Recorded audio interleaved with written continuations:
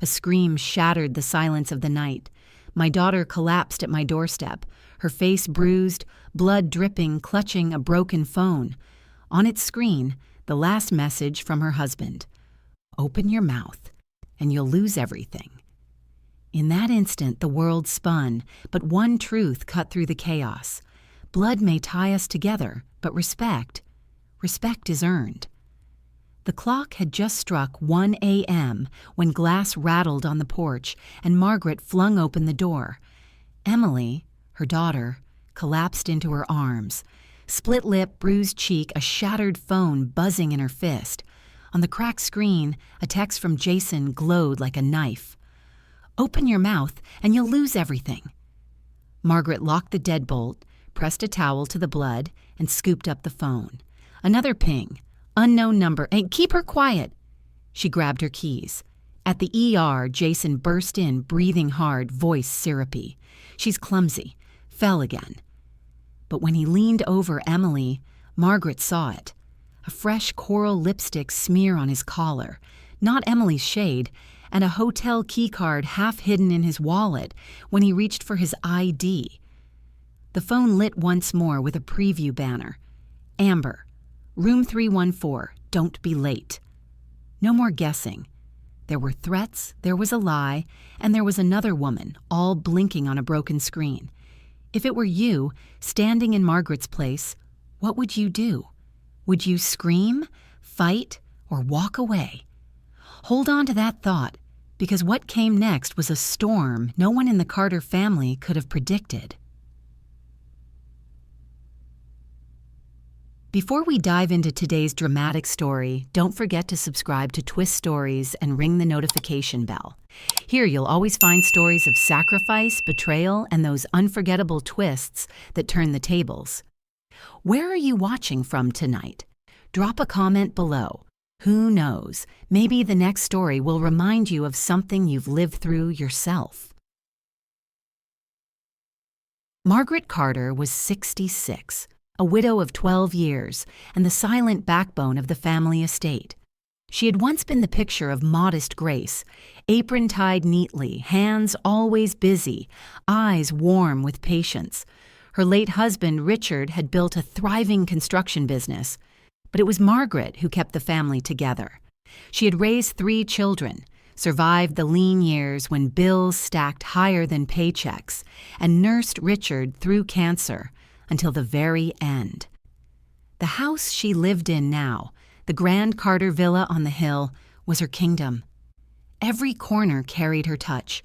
The rose garden she planted, the polished oak table she guarded like an heirloom, the photos of birthdays, weddings, and grandchildren taped crookedly to the fridge. But what she didn't know, what she couldn't imagine, was that her sacrifices would soon be dismissed as worthless. It began on a Sunday afternoon, the kind of day Margaret loved. The family had gathered for lunch, laughter bouncing against the high ceilings. She placed a roasted chicken in the center of the table, steam curling in the light. Her eldest son, David, now a successful accountant, sat at the head with his wife, Vanessa. Margaret noticed how Vanessa's manicured nails tapped against her wine glass, restless, discontent. Her younger son, Peter, had arrived late, smelling faintly of beer, but Margaret said nothing. He had always been her troubled one. And her daughter, Lily, the youngest, leaned against her, soft-spoken, always her quiet ally. At first, it was ordinary, stories of work, grandchildren playing under the table. But then Vanessa's voice sliced through the warmth. "So, Margaret," she began, swirling her wine, "David and I have been talking. About the house." Margaret blinked. "The house?" "Yes." Vanessa smiled, thin and sharp. "It's far too big for one person. And honestly, it's time the property was put to better use. David thinks we should convert it, maybe sell it. With the money, we could expand his firm. Everyone benefits." The room fell silent. Even the children stopped squirming. Margaret's fork slipped from her hand. "This house is my home." Vanessa tilted her head, pitying, condescending. Of course. But let's be real, you're getting older. You don't need all this space. Why hold on to something you can't manage? For a moment, Margaret couldn't breathe. She had scrubbed these floors on her knees, stitched curtains by candlelight, fought for every inch of this roof. Peter muttered, "It's Mom's house, Vanessa. Let it go." But David cleared his throat. "Vanessa has a point. Dad left the business to us kids. Maybe the property should be shared. The word tasted bitter. Richard had always promised her, "The house is yours, Maggie. No one can take that from you." And yet, here were her children, circling like vultures. She forced a smile. "We'll discuss it later." But deep inside, a fracture had formed. That night, while clearing dishes, Margaret found a folded paper tucked beneath Vanessa's chair. Curiosity tugged at her. She opened it, her hands trembling. It wasn't just idle talk, it was a draft contract. Vanessa's name signed boldly at the bottom. Plans to sell the Carter villa for millions. Profits divided among the rightful heirs. And at the bottom, in David's handwriting, "Mother won't resist." "She never does." Margaret pressed the paper to her chest, her heart pounding like war drums. She whispered into the empty kitchen, "They think I'm powerless. But they've forgotten. I was Richard Carter's wife. And I have my own secrets." Morning sifted through lace curtains as Margaret stood at the sink, the draft contract sealed inside a zip bag like a fragile leaf. Old habit, protect what matters. She brewed coffee and stared at the roses she'd coaxed from thorny sticks. The house felt watchful, as if the walls held their breath. David arrived before 10, crisp shirt, careful smile. Vanessa trailed behind, a perfume of lemons and verdicts. Lily texted she'd come later. Peter didn't respond. "We brought breakfast," David said, setting down pastries she used to buy for his first school days. "Sit," Margaret said. Vanessa didn't. She roamed the foyer, appraising crown molding with the gaze of a realtor. This place could fetch a fortune. Think of what your grandchildren could inherit. "They can inherit dignity first," Margaret said. "Dignity doesn't pay tuition," Vanessa replied. David leaned forward. "Mom, you don't need all this. We'll make sure you're comfortable. Condo, assisted living. Whatever you need." "Assisted living," Margaret repeated, soft as a bruise. Vanessa crossed her arms. "Let's be honest. You're tired. You misplace things. You left the stove on last month. And you left a sale contract under my chair," Margaret answered. Silence cracked the room. David's face drained. Vanessa shrugged. "You snooped. I cleaned." "We were exploring options," David murmured. "And assuming I'd roll over," Margaret said. "Your father didn't raise a doormat." Vanessa stepped closer, voice low and sharp. "You're useless now. You cling to an old house because it's the only thing that listens when you speak. If you've heard words like these, you're not alone. Some knives look like sentences. Some wounds never bruise." Margaret let the violence pass like cold rain. Then she smiled, small, steady. "If the house is so loud, perhaps you should hear what it has to say." They followed her to the library, cedar and leather in the air. On the desk lay a brass key. "Your father loved rules and fairness," she said. "This opens a box downtown." "I'm going there after lunch. A treasure hunt?" Vanessa smirked. "Cute." "Not cute," Margaret said. "Legal?" David stood, temper fraying. "Mom, why make this adversarial?" "We love you. Love speaks in rides to midnight clinics," Margaret said, "and in telling your wife to hush when she calls your mother useless." They left with warning smiles. When the door latched, Margaret's hands trembled with adrenaline and clarity. She slid the key beside a photo, Richard in a crooked tie, kissing her under a half-built archway. Under it, he'd written, "Everything solid starts with a true line." Her phone buzzed. An unknown number. Sell while you can, old lady. You'll be out by Christmas. She screenshotted it, forwarded it to Lily, and saved everything. If family and money have cornered you in the same breath, tenderness can turn into arithmetic. Keep your notes. Save your messages. Paper is memory when people pretend to forget. By afternoon, gossip had beaten her to Market Street. In the bakery, voices hiccuped. Mrs. Daly offered a tight smile. The cashier avoided her eyes. Outside, two neighbors whispered, "Vanessa says Margaret can't handle stairs." Poor David, always taking care of her. Margaret kept walking, spine straight. She'd walked this town pregnant, grieving, radiant, exhausted. She would walk it today with her chin up. At the bank, she asked for a safe deposit room. The clerk, a soft-faced man who'd gone to school with David, led her down a quiet corridor. 2 signatures, 1 breath. The steel drawer slid free with a thud. Inside, a sealed envelope in Richard's hand, a copy of the deed, and a letter from an attorney dated 13 years ago. Margaret's palms prickled. She opened the attorney's letter. It referenced a trust. The house deeded into it with Margaret as primary trustee and life tenant. On her death, the remainder would split among the children, conditional upon consistent demonstrated respect and caregiving toward the life tenant. Richard had written morals into bricks. She opened the sealed note. A second key fell into her hand. "Maggie, if you're reading this, stand tall. The trust protects the house." The second key is for Melissa next door. I set a camera on our shared fence after the break-ins. If anyone threatens you here, the camera will see. Love, R. She photographed every page, uploaded them to cloud storage Lily had set up, and placed the originals back. Then she called the attorney. Whether he still practiced or not, the message would be left. On the community board outside the bank, a glossy ad read, "Carter and Company, accounting expanding soon." David smiled from the print, Vanessa's chin raised beside him. Margaret pinned over it a handwritten line. "Respect isn't given by blood. It's earned through love and kindness." Evening pulled the family back like a tide. Peter arrived first, restless, eyes rimmed pink. "Pete," Margaret said, "hungry?" He shook his head. "Vanessa told me you're selling." "True? She told you that?" Margaret asked.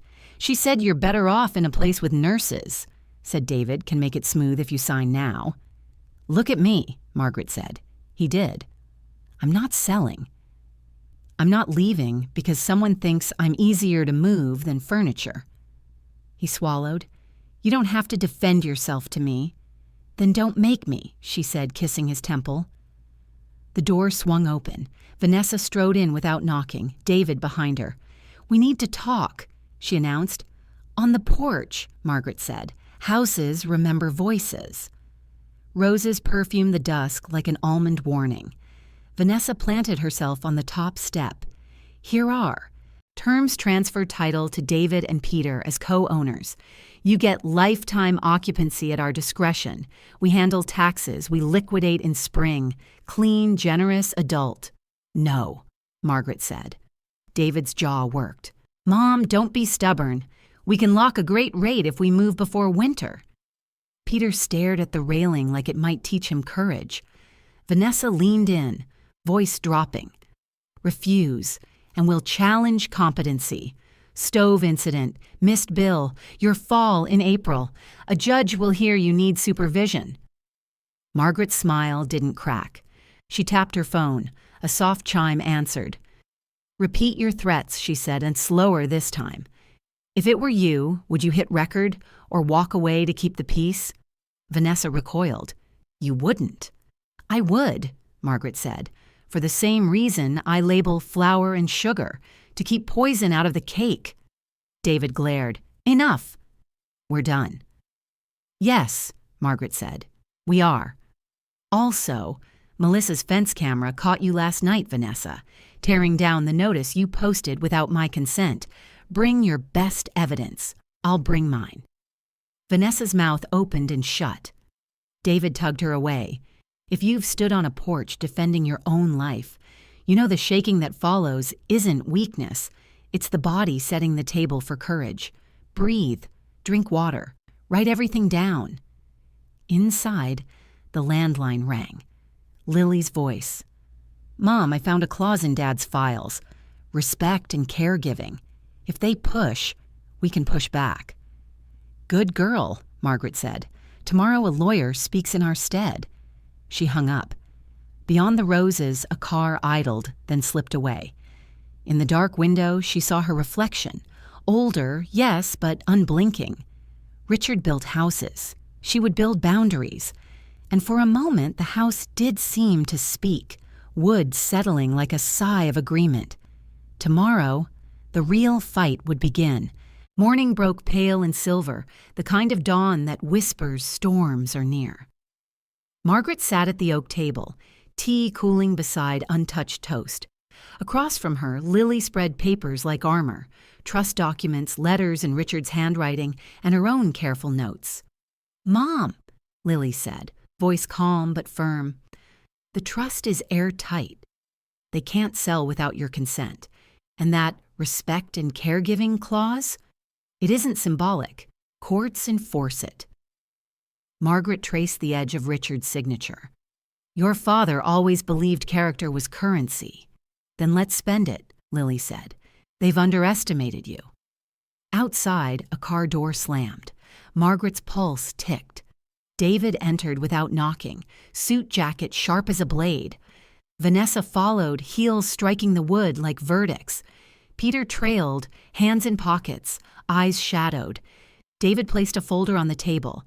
"Mom, sign this." "It protects you and simplifies everything." Lily lifted her chin. "It strips her of ownership." "Don't dress it pretty." Vanessa's laugh was brittle. "You?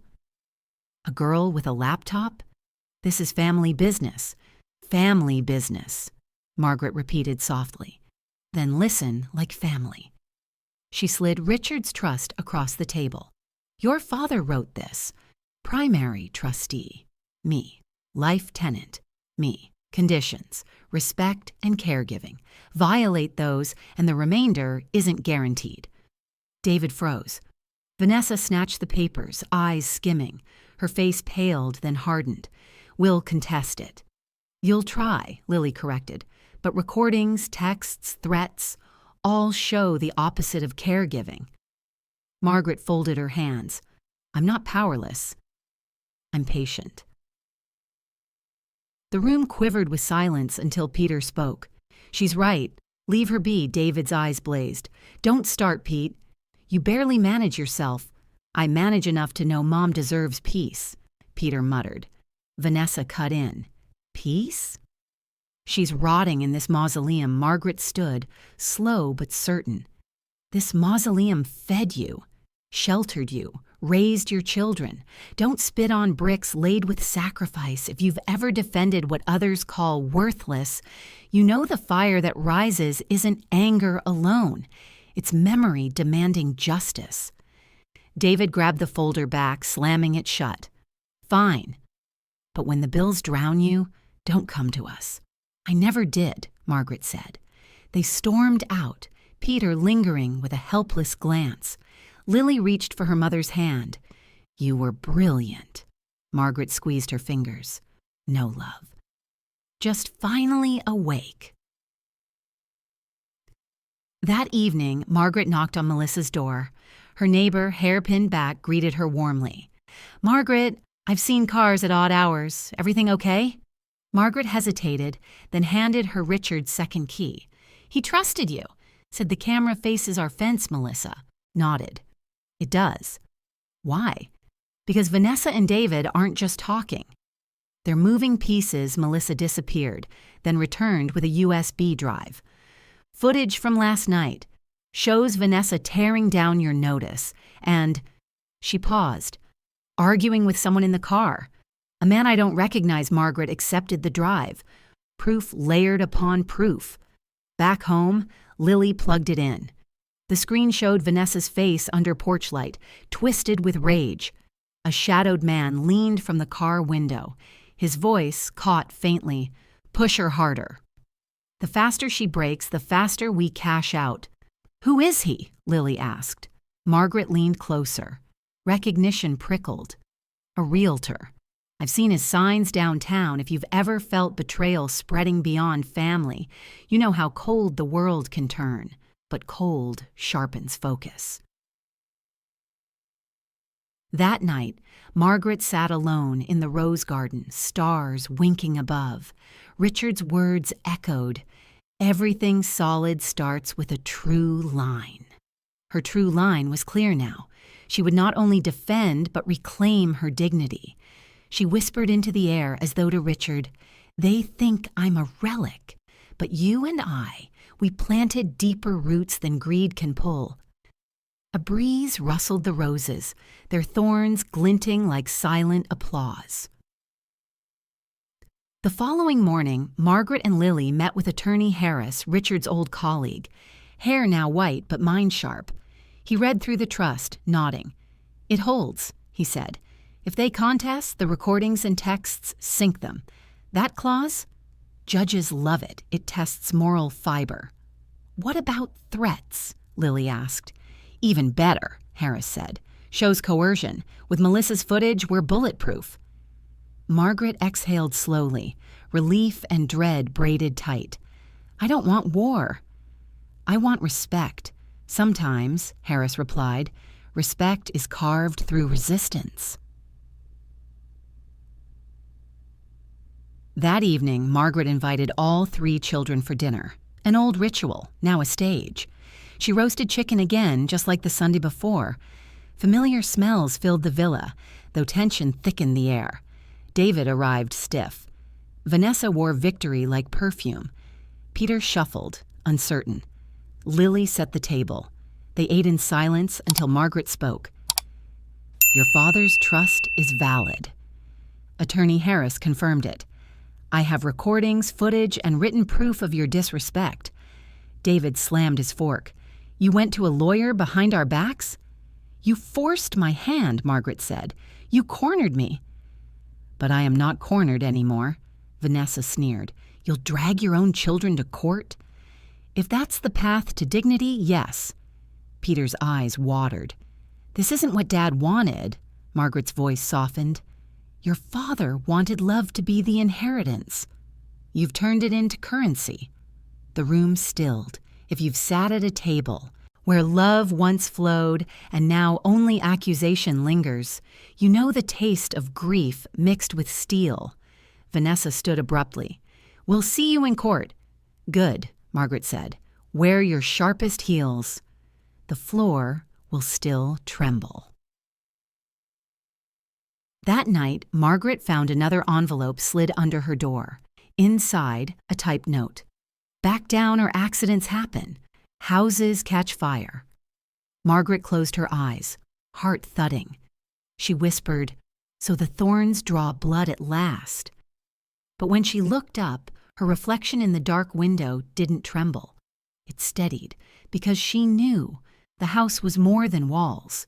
It was proof, and she was ready to defend it with every lawful thorn she had.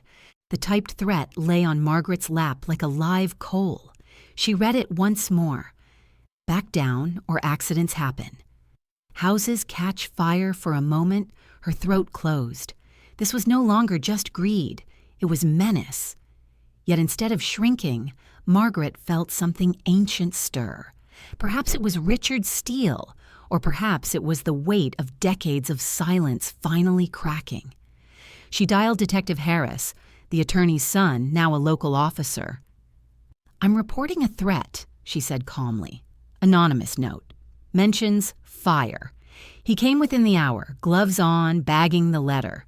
"We'll analyze it," he said. "Any idea who?" Margaret met his eyes. "I don't guess. I prove. If you've ever reached the point where fear turns into clarity, you know the strange calm that follows. It isn't that you stop caring, it's that you finally decide, enough." The next day, Melissa knocked with urgency. "Margaret, my camera picked up something else. Look on the screen. Vanessa. slipping across the lawn at midnight, whispering into her phone. Behind her, the glow of a lighter. She didn't start a fire, but the intent was undeniable. "Should I give this to the police?" Melissa asked. "Not yet," Margaret said, mind already moving. "We'll hold it until the right moment." Sometimes justice isn't about speed, it's about timing. By the end of the week, David and Vanessa filed a petition. Margaret Carter is no longer competent to manage her affairs. They wanted guardianship, control of the trust, and ultimately the house. When the sheriff delivered the papers, Margaret accepted them with steady hands. She thanked him, closed the door, and sat at her oak table. Lily whispered, "They've gone too far." "Yes," Margaret said, "which means the line is finally visible." Attorney Harris guided them. "The court will want evidence of competence. Medical records, testimonies, proof you manage daily life." Margaret smiled faintly. "I pay my own bills, cook my own meals, grow my own roses." "Exactly," Harris said. "Will show not only competence but abuse of the trust's conditions. Respect and caregiving? Their behavior destroys their claim." Margaret nodded. "And when the time comes, we'll reveal more." The courthouse smelled of old wood and justice delayed. Margaret wore her navy dress, pearls Richard had given her on their 30th anniversary. She walked with no cane, her steps measured, strong. Across the aisle, David adjusted his tie, Vanessa whispering sharply. Peter sat behind them, torn, avoiding her gaze. Judge Thompson presided, stern but attentive. David's lawyer began, "Your Honor, Margaret Carter is elderly, forgetful, and unable to manage complex property.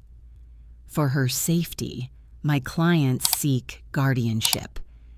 Vanessa dabbed her eyes with a tissue, feigning concern. "We just want what's best for her." When it was Margaret's turn, Harris rose. "Your Honor, not only is Mrs. Carter fully competent, but her children's petition violates the very trust their father established. That trust requires respect and caregiving. What you will hear today is not care, but contempt." Harris called Lily first. She testified about the threats, the disrespect, the attempt to coerce Margaret into signing away the house. Then Harris presented audio. Vanessa's voice on the porch, low and sharp. "Refuse, and will challenge competency. Stove incident, missed bill, your fall in April. A judge will hear you need supervision." The courtroom gasped. Judge Thompson leaned forward. "Mrs. Carter, how do you respond?"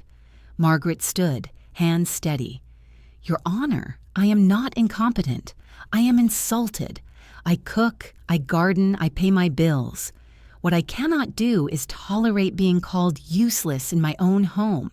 My husband's trust was written to guard dignity, not to be twisted into greed." She turned to David and Vanessa, her voice clear. "This villa, it's mine until my last breath, and you are trespassing." The room went still, every eye fixed on her. Harris nodded to Melissa, who stepped forward nervously. "I live next door." My camera recorded more than arguments. It recorded Vanessa late at night, lighter in hand, whispering about cashing out the footage played on the screen. Vanessa's face blanched. David muttered curses under his breath. Judge Thompson's gavel cracked. "Is this true?" Vanessa stammered. I was joking." "Jokes don't involve fire and property," the judge cut in. Harris pressed further, sliding another document across. "And here's the trust, signed by Richard Carter. Primary trustee, Margaret. Life tenant, Margaret. Conditions, respect and caregiving. Their petition proves the opposite." The judge read silently, then looked up. "I've seen enough." Judge Thompson's ruling was firm. The petition for guardianship is denied. Furthermore, evidence suggests undue influence and threats. This court orders restraining measures against Vanessa and David regarding the Carter property. They are barred from interfering with Mrs. Carter's residence or finances David erupted. This is ridiculous. She's manipulating everyone." "Enough," the judge snapped. "Court is adjourned." Reporters in the hallway snapped photos as David stormed out, Vanessa shielding her face. Peter lingered, tears in his eyes, whispering to Margaret, "I'm sorry, Mom." Margaret touched his hand gently. "Be better than your brother." Back home, Margaret sat in her rose garden, sun warm against her face. Lily poured tea, smiling with relief. "You did it," Lily whispered. "No," Margaret said softly. "We did. And your father, he protected us." Long before this day, the roses swayed, as though nodding in agreement. If you've ever fought for your dignity and finally won, you know it isn't triumph that fills you first. It's quiet. The kind of quiet that lets you breathe again. But peace is rarely permanent. That night, a message buzzed on Margaret's phone. "Court doesn't end it. We're not finished." Margaret stared at the words, then set the phone aside. She whispered to herself, "Then neither am I." Because justice had been declared, but consequences still waited to bloom. For the first time in months, the Carter villa exhaled. Margaret walked its hallways at dawn, fingers trailing across the oak banister, hearing only silence instead of arguments. The ruling had returned her peace, at least for now. Lily stayed close, helping file documents and securing locks. Melissa checked in daily, bringing casseroles and quiet reassurance. Even Peter called more often, his voice subdued with guilt. But David and Vanessa? They vanished from visits, yet their shadows lingered in town gossip. Whispers at the bakery, side glances at church. People had taken sides. Margaret carried herself with grace. "Respect isn't given by blood," she told Lily one afternoon as they tended roses. "It's earned through love and kindness." Still, every night she reread the last threatening text, "We're not finished." Weeks passed. Bills arrived on time, garden flourished, routine returned. But one evening, Margaret noticed tire tracks curling up her driveway, ending near the porch before reversing. The next morning, Melissa hurried over. "They were parked outside my house last night," she whispered. "Engine off, lights dim." Just watching Margaret sighed. A cornered fox still bites. She reported it to Detective Harris. Patrol cars began circling the neighborhood more often, presence subtle but steady. If you've lived under the gaze of someone who wants what's yours, you know that even silence can rattle like chains. One evening, Peter showed up, face pale, hands fidgeting. He carried a folded envelope. "Mom," he began, voice thick, "I need to tell you the truth." Inside the envelope was a copy of another contract, Vanessa's handwriting bold, David's signature sharp. But this version listed Peter's name too. He was promised a payout if he helped push Margaret into assisted living. "I never signed," Peter said quickly, "but I thought about it. They said money would fix everything, my debts, my drinking. I almost betrayed you." Margaret's chest tightened. She studied her son, the boy who once clutched her skirts, who cried after nightmares. "You didn't sign," she said gently. "You chose differently today. That's what matters." Tears spilled down his cheeks. "I don't deserve forgiveness." "Forgiveness isn't earned in one moment," Margaret whispered. "It's lived." She hugged him, though sorrow pressed against her ribs. If you've been betrayed, or nearly betrayed by your own child, you know forgiveness isn't easy. But sometimes it's the only way to keep your heart from breaking completely. 2 weeks later, Attorney Harris called. "Mrs. Carter, I've uncovered something." He explained that Richard had not only created the trust, but also left behind a sealed codicil, an addition to his will, hidden within the business records. Margaret met him at his office, Lily by her side. Harris opened a file revealing the codicil. It stated, "If any child seeks to undermine Margaret's residence through disrespect, coercion, or deceit, their inheritance from the Carter estate shall be forfeit. Their share will be redirected to charitable foundations in Margaret's choosing. Margaret's breath caught. He foresaw this. Yes, Harris said. If David and Vanessa continue, they risk losing everything. Margaret didn't hide it. She invited her children once more, this time to the garden. Roses bloomed defiantly, thorns catching light like tiny swords. David and Vanessa arrived bristling with tension. Peter stood quietly to the side, eyes lowered. Lily sat beside her mother, unwavering.